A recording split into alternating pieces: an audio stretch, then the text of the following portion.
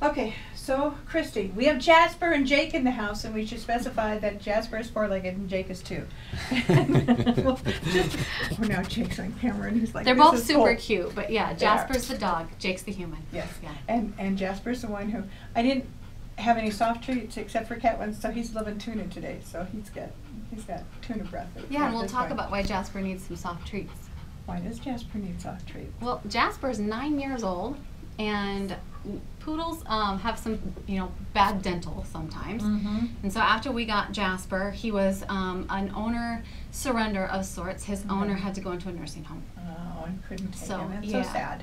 So we ended up with Jasper, and he went and had his dental done, and he's short about 12 teeth than what he came with. So, ouch. Yeah. But he's feeling much better. He is, and he's got so much energy. Yeah. He's just, and he's like, oh, there's treats up there, there's treats up there. I want to go sit on somebody's lap, and he's just sitting very calmly on your lap right now. He's a very nice boy. Very nice. Yeah, I say he's 9, but he's very, very energetic. He's got a lot of puppy left. And he's such a sweet little guy. We had to cut his coat pretty short. He came in some pretty bad need of a groom, so we had to start over, so to speak. Basically shave him so he could just grow back and all the fun fur that poodles have, whether you let them grow, which I think is just, you can keep them at a shortcut. You don't need to do the poodle cut. We didn't do a poodle cut. He doesn't have pom-poms on his ankles. Everybody says, well, there's actually a good reason that is done, but still. Yes. At one point in time, it was necessary for their warmth and survival, but no. They don't need to do that now. Yeah, so Jasper's a sweet little guy, and Jasper brought Jake along today. Jake is Jasper's foster dad. I know. I've never run into a shelter that does it like you do. You have fosters. Yeah, and we love it. We love it. And we love our fosters. I mean, we really offer a different sort of service, so to speak. And that's actually why we ended up with Jasper and Sammy, who's already been adopted. It's because sometimes some dogs just don't fit very well into a shelter. Right. And, dogs like this, that's why I know Jasper. Oh, thank you for the kisses. That's kind of the situation with Jasper, is, he's older. Right. So going to a shelter is a little bit more stressful. That would be extremely stressful and intimidating for him, and he wouldn't do as well. Right. And so Jake, are you? Yep, Jake's going to get the mic, and Jake's going to talk about being a foster dad. So is it the first dog you've had, Jake? No, we've been working with the shelter for a year and a half or better. Okay. And so do you have just one dog, or do you have more than one in the house? We've got 3 dogs, and then a couple of fosters, actually. So. Oh, wait a minute. You have 3 dogs of your own, and then you've got some foster ones, too? Yep. Oh, my. You have a large, large heart. Well, no, it takes to have that many animals in your house, because they all need attention. And I enjoy hunting, too, so I have to have one of those. Oh, yes, you most definitely do. Which kind do you hunt with? I got a German Shorthair. Okay. They're all good hunting dogs are good dogs. Poodles used to be hunting dogs. Yeah. A long time ago. That was basically what they were, water dogs. They were water and not shedding. Of course, his hair is growing back right now, so that's different. So how do you become a foster? You talk to Christy and get involved with the shelter.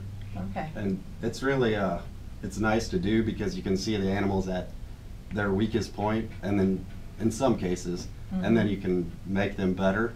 So it's kind of a rewarding type scenario, that, if you'd call it that. No, it is. I mean, you've got this animal that you're taking into your home through no circumstances of its fault. Right. And just to give it a loving home is a great thing to do. So, and then for me, the hardest thing would be to let them go. Yeah, it can be a bit challenging, but after you do it for a while, you kind of see the good places that they go and the things that they're going to be better in their life for them. Yeah. So that they can live the better years of their life. Yeah. And you are able to see the big picture, which for me is like, no, there's no big picture. The dog is here. I can't let it go. Fine. There'll be 12 in the house. So, I mean, that's right. that would be me. That's kind of why we have our own dogs also. Yeah, because it's that, when you're not fostering, then you still have your own dogs there. So I want to thank you for that, because that's a huge thing you do. So it is extremely appreciated. Thank you. Not a problem. Okay. We have something special coming up, Christy. Oh, we need to talk about Frank. Yes, Frank. Frank seems to think that he's a hat. Okay. He is a big boy to be riding around on my head and shoulders, but that happens to be one of his favorite spots. Frank is a big orange male tabby who is just squishy and soft and lovey, and he literally, like his bio says, if anybody goes in to read it, would seriously just follow you around and be your constant companion, because that's how he is. I mean, I'm in the room with them and he just wants to be touching you. So you have, and here's the thing again, you have to know that when you bring Frank home, you have to be able to handle that. Yeah. You know, that he wants to be there, and when you're sitting, he wants to be right next to you or in your lap or on your shoulders or whatever, and then he's happy. Right. And if you want a cat that sits in the windowsill and lounges on the couch, then Frank's not your guy. But if you want that, we have that too. Yeah.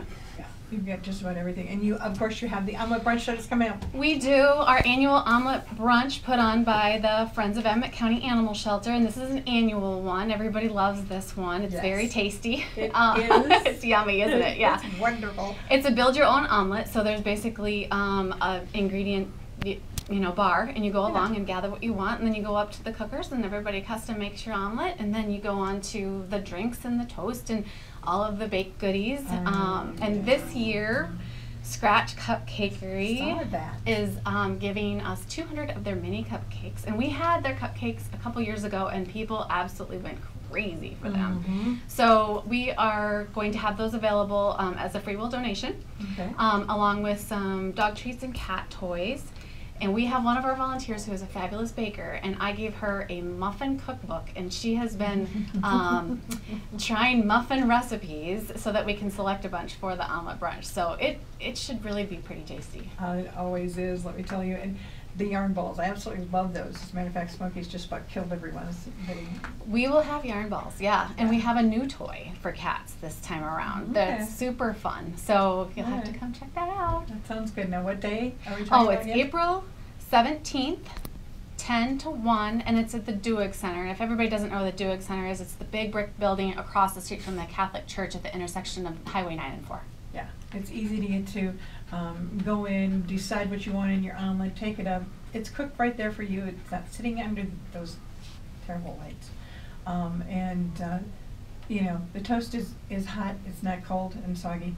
And again, a beverage, it's all there. Free will donation. Free will donation for the brunch. Then you get to sit. Are we going to have a slideshow again this year? We are, and hopefully it'll be even better this year, because that was our first time that we did that, and everyone loved it. So I'm really hoping one of our volunteers that worked on that one will put together an even bigger one. And everybody loved that slideshow. It was great. You sit there eating and you're looking at all the critters that are waiting for a human. So. Yeah, okay, exactly. All right, now, how can we get a hold of you? Sure. Call the shelter, 712-209-1288. Email the shelter, Emmett County Animal Shelter at live.com. Check us out on Facebook, Emmett County Animal Shelter, or go to our webpage, emmettcountyanimalshelter.org. Okay, and you are open when? Tuesdays and Wednesdays from 4 to 6:30, and Friday mornings 9 to noon. Okay. And the omelet brunch is? April 17th, 10 to 1. Do not miss out. It's great food. It's for a great cause.